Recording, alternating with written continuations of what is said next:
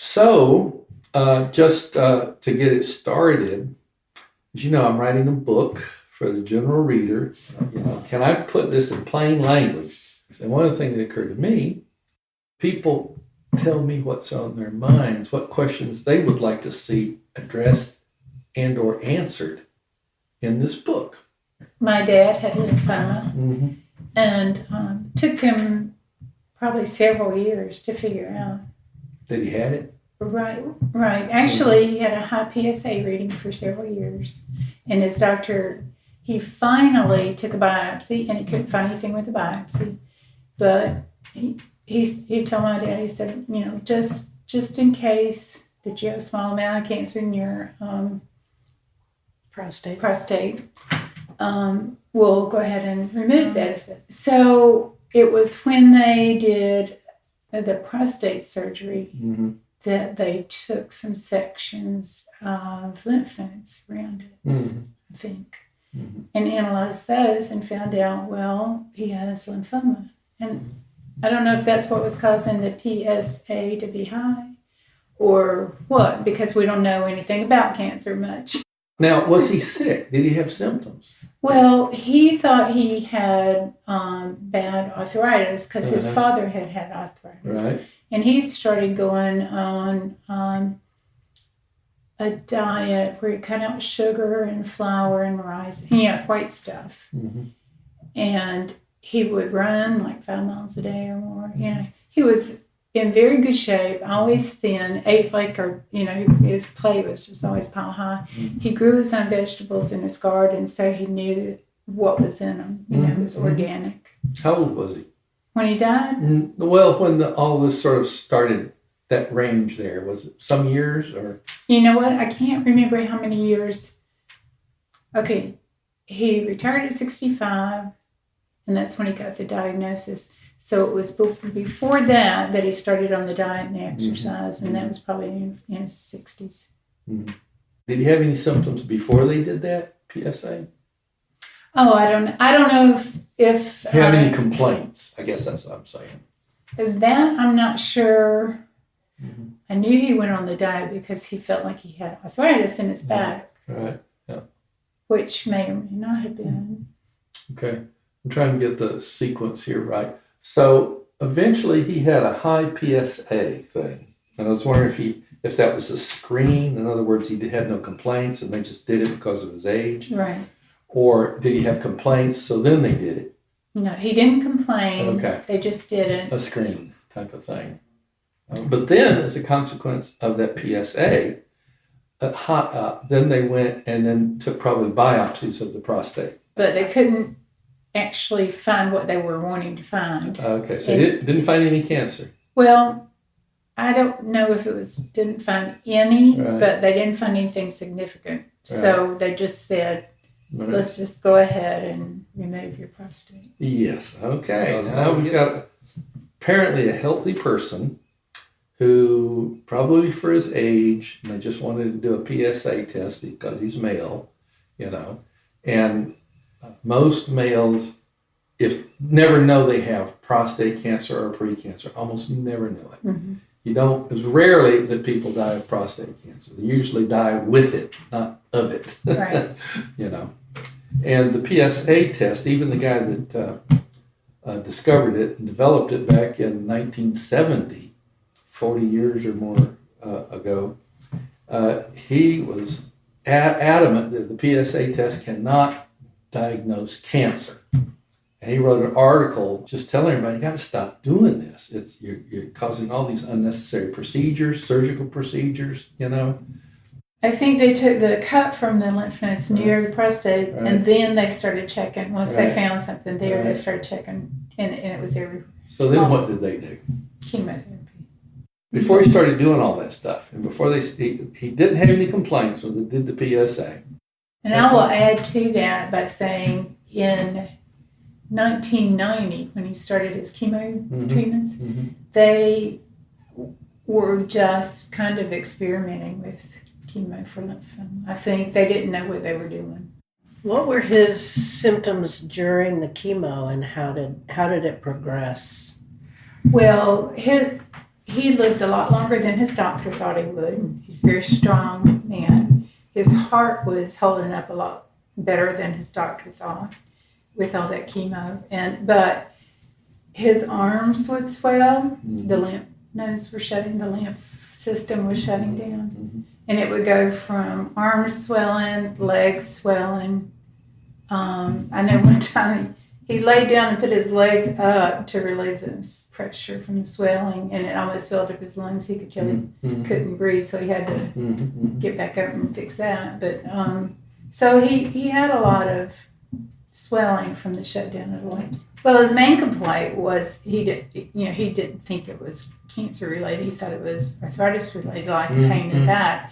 But he had changed his diet, exercised more, and I think he probably felt pretty good. Other than just making those adjustments for them. Well, he may have had arthritis. Yeah. As a fact, too. Yes. So if lymphoma goes untreated, what happens? One of the real problems in this country is nobody knows, because everybody gets treated, for cancer in this country. The two things you can really look at and you can't fool. One is the mortality data. The other one is, are people doing better? So those things you can't fudge. Well, I would think it would seem difficult because you've only got, on this one person, you can't do two things like non-treatment and treatment. Right. So you can't know. No. You can't know. It's very difficult. What would happen in both cases for that one person. No, you can't. Not on a single person. If you're an individual, what do you do? Is that where you're going with that? Sure. Well, to me, you have to take charge of your own health. You have to be your own boss. And if you have to fire a physician, you fire one. You look for some people. In other words, they're working for you. And if I'm speaking from experience, not personal experience, because I had cancer, but I went with people to oncologists, and people asked me to sit in with them. And people told me stories, that if they tried to say, no, I don't really want to do this therapy, this surgery, or take this chemo, then there's this pressure. The oncologist pressures them to do it slowly at first, gently at first, which I witnessed personally. I've seen that slow, gentle, and everything. And then the oncologist winds up eventually, I don't mean all oncologists, but it's not untypical. They say, well, you don't want to die, do you? Or you want to live, don't you? Or stuff like that. In other words, they're scaring them. And I tell people, if physicians' strongest argument or best argument is to scare you, fire them and go someplace else and find somebody who will listen to you and not try to scare you, not try to bully you. I think he retired at 65 and decided, I've got time to deal with this now. Maybe I'll check it out. Cancer is a very slow area. It takes generally decades, for the solid tumor to rear its head so that anybody knows it. There is no urgency at all, in the sense of you don't have time to think about it, get other opinions, research it, alternative methods. Well, I think one of the problems these days, too, is on the internet, you can find any number of instances where they say, increase your vitamin K, or do this, do that, try this, try that. Right. And you just don't know. Cancer is an ecological problem. You've got a tumor that is you. It used to be your cells. You have to treat it like an ecological problem. You're healthy, a lot healthier than the tumor. A lot of people don't know that. You got to maintain your advantage. You want to remain a lot healthier overall than that tumor. So that's the key, is whatever you do, don't injure yourself. Don't do those therapies that will harm yourself. I think that's number one. You have to keep yourself as the dominant part of this ecosystem, and don't get panicky.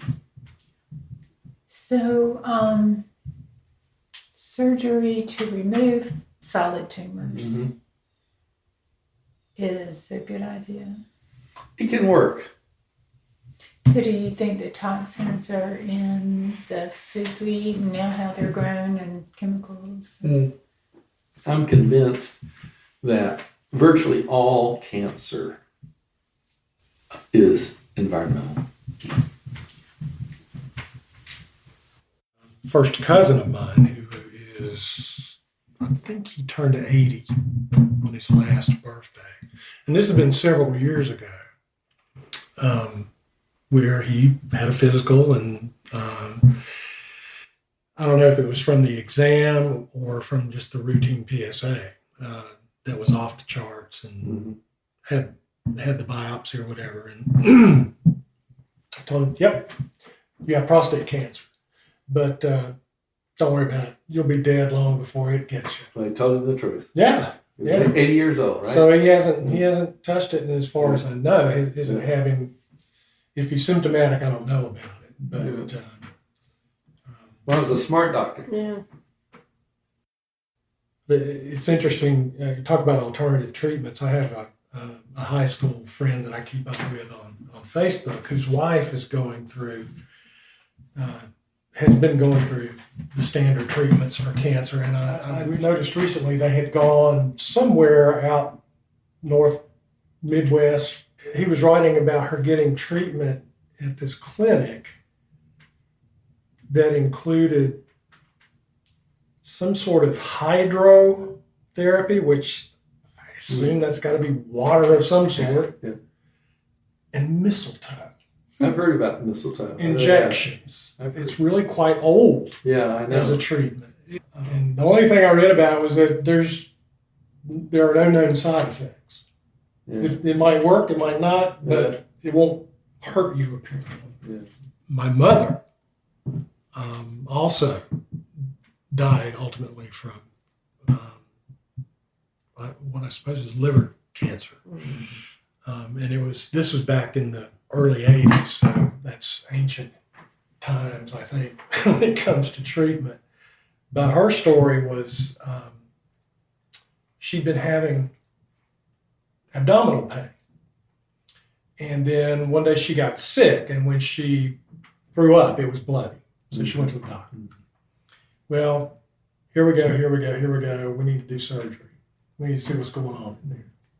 And found cancer on the liver at that point.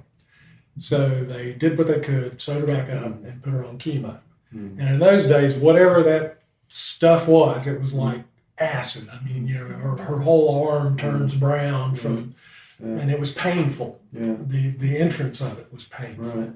Yeah. So she went through that, and I